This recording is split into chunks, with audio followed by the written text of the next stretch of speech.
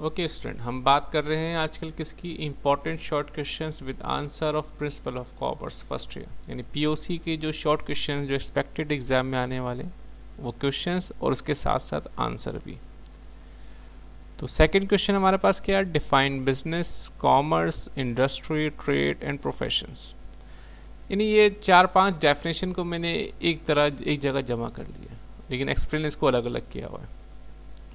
जैसे कि आप देख सकते हैं कि फर्स्ट क्या है हमारे पास, बिजनेस। कारोबार किस चीज़ के लिए? तो कारोबार प्रॉफिट के लिए होता है, यानी जो भी काम हम प्रॉफिट के लिए करते हैं वो क्या कहलाएगा, हमारा बिजनेस कहलाएगा। डेफिनेशन क्या है देखिए इसकी ज़रा, business is the activity of making one's living और मेकिंग मनी। यानी जिंदगी, बिजनेस क्या है, ज़िंदगी को बनाना या पैसे बनाना, और प्रोड्यूसिंग और बाइंग एंड सेलिंग प्रोडक्ट, चीज़ों को बनाना, ख़रीदना एंड सेलिंग प्रोडक्ट्स, और क्या करना, उसको बेचना। Such as goods and services, goods कहते हैं सामान को, जैसे कोई चावल हो गया, कोई मोबाइल हो गया। सर्विसेज कहते हैं खिदमात को, जैसे टीचर्स हो गए, वकील हो गए, डॉक्टर्स हो गए। Simply put it is an activity, यानी अगर मैं बिल्कुल आसान अल्फाज में बोलूँ, एनी एक्टिविटी और enterprise enter into for profit, यानी कोई भी काम जो आप कारोबार में इंटर होते हैं किस चीज़ के लिए, प्रॉफिट के लिए, तो वो क्या कहलाएगा, बिजनेस कहलाएगा। सेकंड क्या हमारे पास, commerce. Commerce is the exchange of goods and services. Commerce क्या है, एक्सचेंज करता है, किसको एक्सचेंज करता है, गुड्स एंड सर्विसेज को, यानी कि buying and selling. Specially on large scale, यानी कॉमर्स में जो बात होती है वो ज़रा बड़े पैमाने पर होती है। It include legal, economic, political, social, cultural, technical system, यानी इसमें क्या क्या शामिल है, कानूनी, माशी, सियासी, समाजी, सकाफती, टेक्निकल सिस्टम, ये सारी चीज़ें शामिल है इसके अंदर, कॉमर्स के अंदर। That operate in a country, जो कि एक मुल्क में ऑपरेट कर रही होती हैं, और इन इंटरनेशनल ट्रेड, और गैर मुल्की तिजारत। इंटरनेशनल ट्रेड मीन वो ट्रेड जो कि एक मुल्क से दूसरे मुल्क में होती है। नेक्स्ट हमारे पास क्या, इंडस्ट्री, सनत। An industry is a group of companies that are related. Industry क्या है, एक ग्रुप ऑफ कंपनी से दैट आर रिलेटेड, जो कि ताल्लुक़ रखती हैं based on their primary business activities, यानी ऐसा ग्रुप जो कि सेम चीज़ें बना रहा हूँ। जैसे अगर मैं बात करूँ आपसे मोबाइल इंडस्ट्री की, अब मोबाइल इंडस्ट्री में किसकी बात होगी, नोकिया की बात होगी, ओप्पो की बात होगी, इन्फिनिक्स की बात होगी, सैमसंग की बात होगी। ये सब क्या बना रहे हैं, मोबाइल बना रहे हैं। अब इसमें बाटा की बात नहीं कर सकते हैं मोबाइल इंडस्ट्री में, क्योंकि बाटा जो एक अलग प्रोडक्ट है, शूज़ एक अलग प्रोडक्ट है। In modern economics they are dozens of industry classification. आज की जदीद माशियत में डजन्स यानी दर्जनों, यानी बहुत सारी क्लासिफिकेशन इंडस्ट्री की, विच आर टाइपिकली ग्रुप्ड, जो कि ग्रुप किए गए into larger category card sector, यानी मुख्तलिफ सेक्टर के हिसाब से। जैसे टेक्सटाइल सेक्टर हमारा, अब टेक्सटाइल्स में किसकी बात होगी, सिर्फ उस फैक्ट्री या उस कारखाना या उस कारोबार की बात होगी जिसका ताल्लुक कपड़े बनाने से हो, तो उसमें क्या बोलेंगे, टेक्सटाइल इंडस्ट्री या टेक्सटाइल सेक्टर। नेक्स्ट हमारे पास है ट्रेड। ट्रेड उर्दू में कहते हैं व्यापार, इंग्लिश में बोलते हैं trade. Trade is a basic economic concepts, यानी एक बुनियादी माशी एक सोच है, नज़रिया है, involving the buying and selling of goods and services, जिसका ताल्लुक किससे होता है, ख़रीदने और बेचने से, किसके, goods and services. With compensation paid by buyer to seller, यानी कि पैसे पे करेगा, कंपनसेशन मतलब ये प्राइस समझ लीजिए आप, प्राइस पे करेगा, कौन पे करेगा, बायर करेगा, किसको करेगा, सेलर्स को। The exchange of goods and services between the parties, किसके लिए, अशिया के तबादले के लिए। जैसे अगर आप बुक ख़रीदने जाएंगे तो आप क्या करेंगे, सेलर से बुक ख़रीदेंगे, बुक शॉप से बुक ख़रीदेंगे, और उसके बदले क्या देंगे, आप उसको पैसे देंगे। तो ये जो बाइंग एंड सेलिंग है, ये क्या कहलाएगा, यहाँ पर ट्रेड कहलाएगा। नेक्स्ट क्या हमारे पास, प्रोफेशन। प्रोफेशन पेशे को कहते हैं।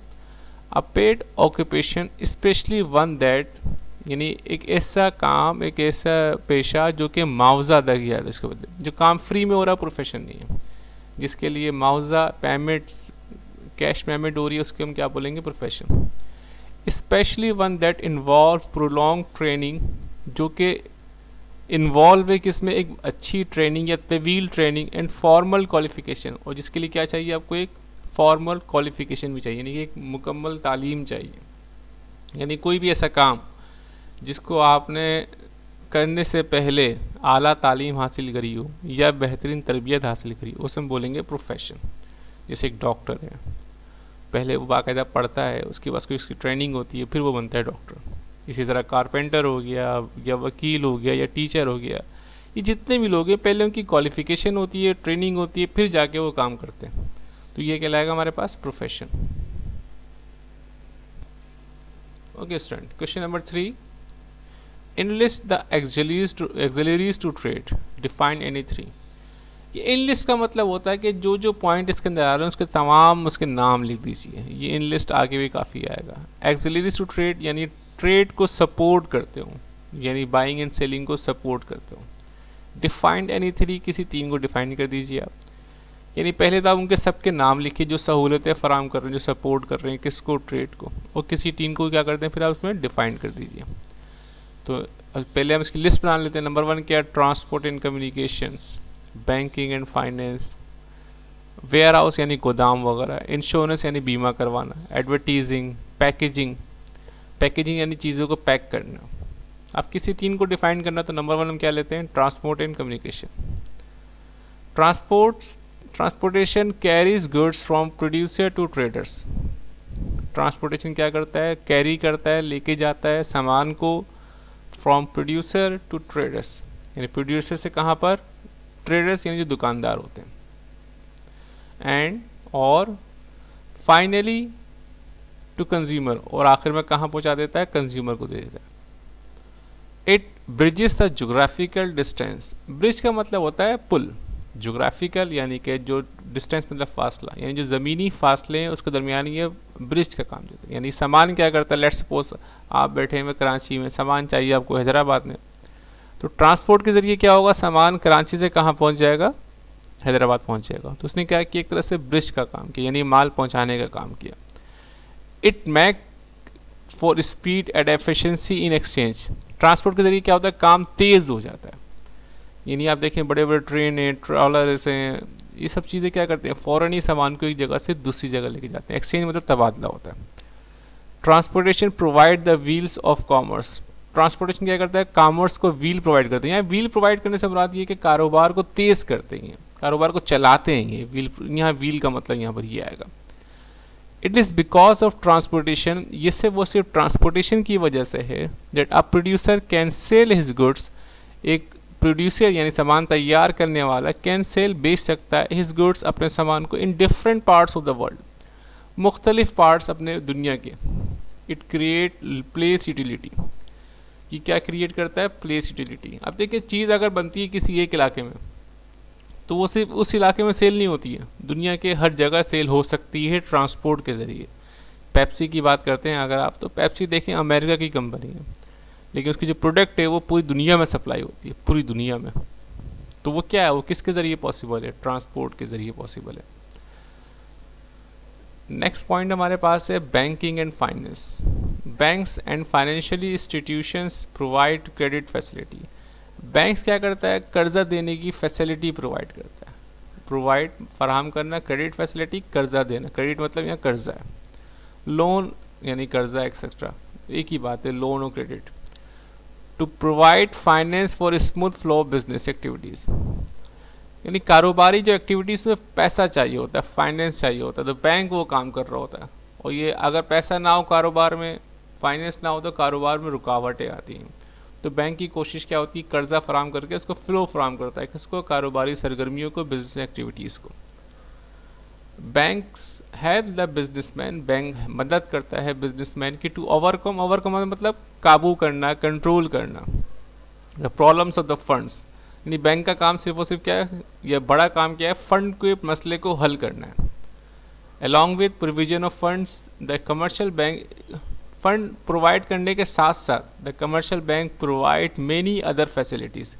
कमर्शियल जो बैंक होते हैं इसके अलावा भी सहूलतें देते हैं आपको, such as collection and deposit of cheques, यानी चेक्स की कलेक्शन और जमा करवाना, इसको issue of bank draft, bank draft issue करना। बैंक ड्राफ्ट कहते हैं जब अगर आप एक शहर से दूसरे शहर पैसे भेजना चाहते हैं तो बैंक ड्राफ्ट के ज़रिए आप एक शहर से दूसरे शहर पैसे भेजते हैं। Discounting of bill of exchange, bill of exchange को डिस्काउंट करते हैं, ये आप सेकेंडरी में बैंकिंग में पढ़ेंगे। ये ज़रा अलग टॉपिक है, इसको भी बाद में सिर्फ याद कर लीजिएगा, लिख लीजिएगा, पढ़ेंगे इसको आप सेकेंडरी में। नेक्स्ट हमारे पास पॉइंट है वेयर हाउस। वेयर हाउसिंग मतलब गोदाम। देखिए माल जब भी फैक्ट्री में तैयार होगा तो डायरेक्ट वो मार्केट में नहीं जाता, वो कहाँ जाएगा, पहले स्टोर में जाएगा और फिर वक्तन फ़वक्तन डिमांड के मुताबिक आप उसको मार्केट में सप्लाई करते रहते हैं। तो फैक्ट्री से माल तैयार होके जो स्टोर में आएगा उस कॉन्सेप्ट को हम कहते हैं warehousing. It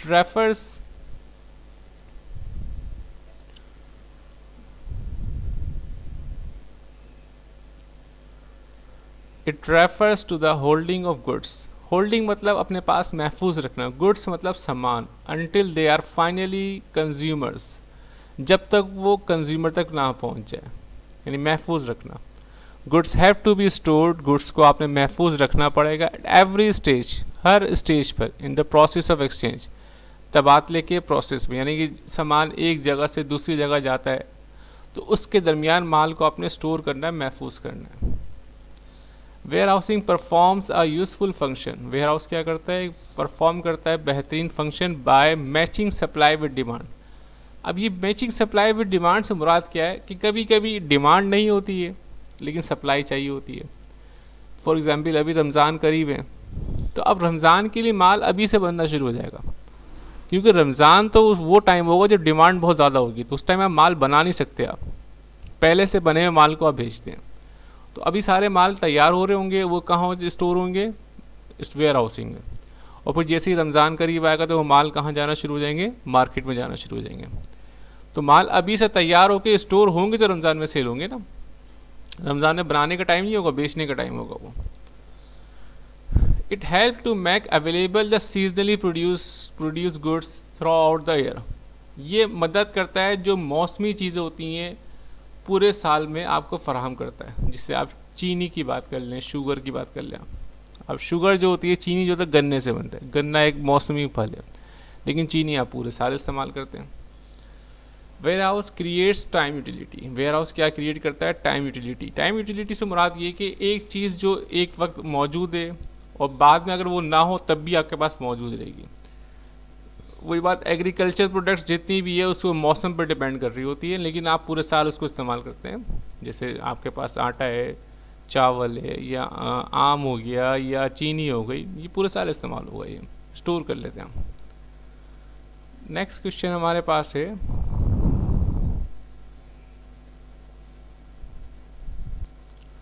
defined मुदारबा and मुशारका।